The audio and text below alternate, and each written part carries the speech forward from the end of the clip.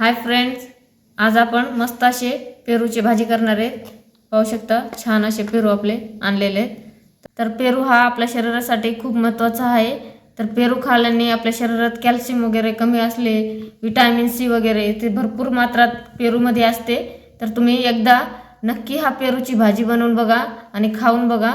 आणि जिथं भेटन तिथं तुम्ही पेरू रोज दिवसातून एक जरी खाल्ले तरी आपल्या शरीरासाठी खूप चांगलं आहे। तर आपण आज याची भाजी करणार आहे पेरूची।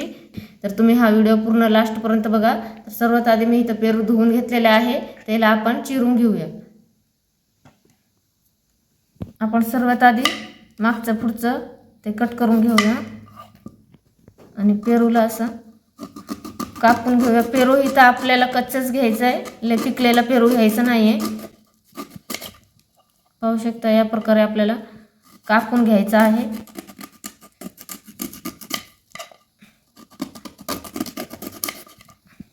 आणि इथं फक्त आपल्याला हे लक्षात ठेवायचं आहे की आपल्याला पेरूचा मधला भाग घ्यायचा नाही आहे, बीचा फक्त बाहेरचाच भाग घ्यायचा आहे।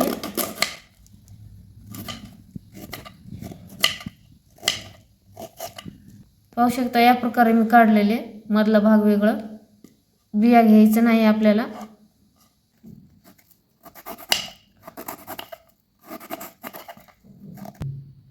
पाहू शकता या प्रकारे मी सर्व गोल गोल असे बाहेरची स्किन कट करून घेतलेले आहेत आणि बिया साईडला काढून घेतलेत। कारण बिया आहे ना ह्याचे खूप जास्त कडक असतात, त्यामुळे आपल्या जेवणात भाजीत जर आपण टाकले तर ते दाताखाली कच्चा कच्चा येऊ शकतं आणि भाजीचं चव आणि मज्जा पण जाऊ शकते आपली। त्यामुळे आपल्याला बिया साईडलाच काढायचं आहे। आणि या मी असे कापात कट करून घेतलेले आहेत। पाहू शकता आपण आता बारीक बारीक असे तुकडे करून घ्यायचे आहे। या प्रकारे कट करून घेऊया बारीक। पाहू शकता या प्रकारे मी सर्व पेरू कट करून घेतलेले आहे मीडियम साईजचे। आता आपण ह्याला वाफायला ठेवूया। सर्वात आधी आपल्याला धुवून घ्यायचे आहे पुन्हा एक पाण्याने।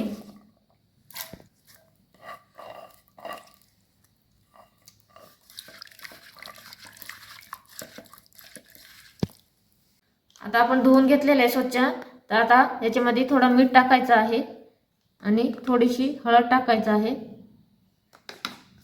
मीठ आणि हळद, आणि याला मिक्स करून घ्यायचे छानपैकी असं।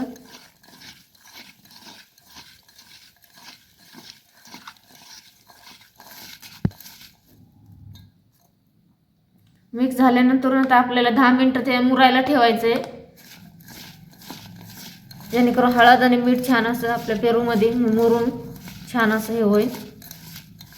10 मिनिटं मुरून झाल्यानंतर आपण ह्याला भाजीला घेऊया। आपले पेरू 10 मिनिटं छान असं मुरून झाले। आता आपण ह्याला वाफायला ठेवूया। अगदी थोडासा आपण याच्यात पाणी टाकूया, जेणेकरून आपले पेरू खाली चिटकणार नाही टोपाला। एकदा असं हलवून बघायचं, वर खाली केल्याने छान असं वाफून निघते। इथं आपण साईडला गॅसवर कढई ठेवलंय, त्याच्यामध्ये आपण ऑइल टाकून घेऊया। एक पळी ऑइल टाकले आपण। आता त्याच्यामध्ये लसूण आणि हिरवी मिरची आणि अद्रक वाटलेलं टाकायचे त्याच्यामध्ये तेलात। वाटून घेतले बारीक। पाहू शकता असं ठेचा वाटायचे मोठा मोठा।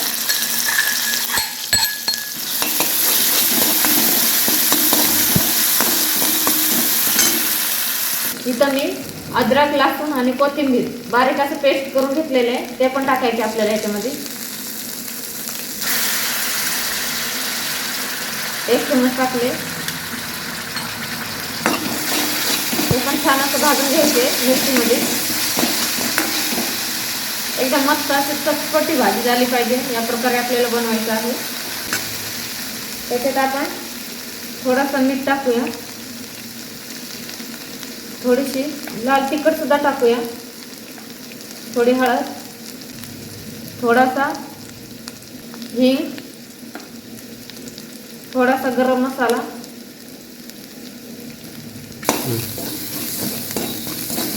आपल्याला इथं हिरवी मिरची सुद्धा आपण टाकले आणि लाल तिखट सुद्धा टाकले, कारण पेरू गोड असतो त्यामुळे आपल्याला थोडं झणझणीत करायचं आहे, म्हणून मी लाल तिखट सुद्धा टाकलेली आहे.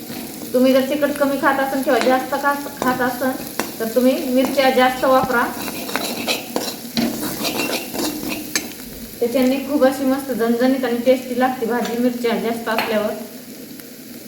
थोडासा धना आणि बडीशोप भाजून घेतलेले त्याचं पण कूट टाकणार आहे मी, वाटून घेतलेले. आणि थोडासा अगदी जिरा पावडर सुद्धा टाकायचे.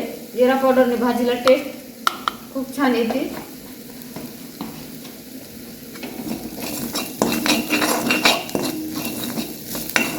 अगदी थोडासा आपण याच्यात पाणी ऍड करूया. थोडासा अगदी याच्यामध्ये मी पाणी टाकलेले ग्रेव्ही करण्यासाठी.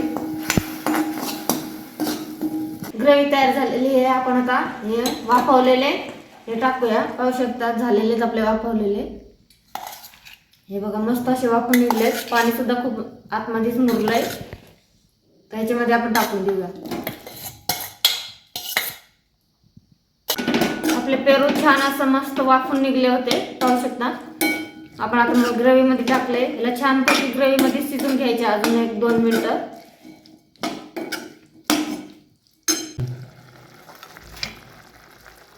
पाहू शकता आपल्या भाजीला पाणी पण सुटलेलं आहे.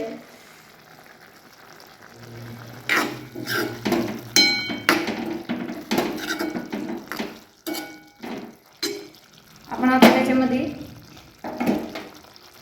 थोडासा वरून कढीपत्ता टाकूया 3-4, जेणेकरून आतमध्ये सीजन छान असं टेस्ट येतं त्या कढीपत्त्याने.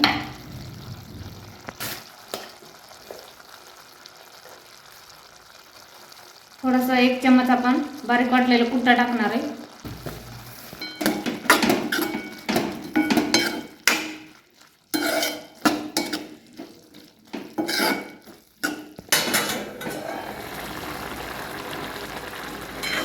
आपली भाजी शिजायसाठी हिच्यात अर्धा ग्लास मी हिच्यात गरम पाणी टाकलेलं आहे. गरम पाण्याने आपली भाजीला चव जात नाही अजिबात. गरम पाणीच आपल्याला टाकायचं इथं. पाहू शकता आपली भाजी आता शिजत आली आहे. त्याच्यातलं पाणी थोडंसं अजून आटून द्यायचं आहे आपल्याला. रस्साच खूप भारी चव येत असते, त्यामुळे तुम्ही पाणी ठेवलं तरी चालते. पाहू शकता मस्त अशी आपली ग्रेव्ही तयार झालेली आहे. याच्यामध्ये आपण आता कोथिंबीर टाकूया.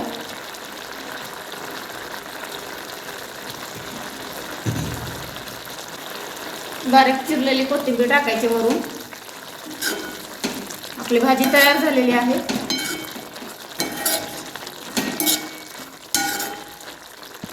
या प्रकारे भाजी तुम्ही पण एकदा नक्की बनवा आणि तुम्ही खावा आणि सर्वांना खाऊ घाला. व्हिडिओ आवडला असेल तर लाईक, शेअर आणि कमेंट करायला विसरू नका. पाहू शकता पेरूची भाजी मस्त अशी झणझणीत भाजी तयार झालेली आहे.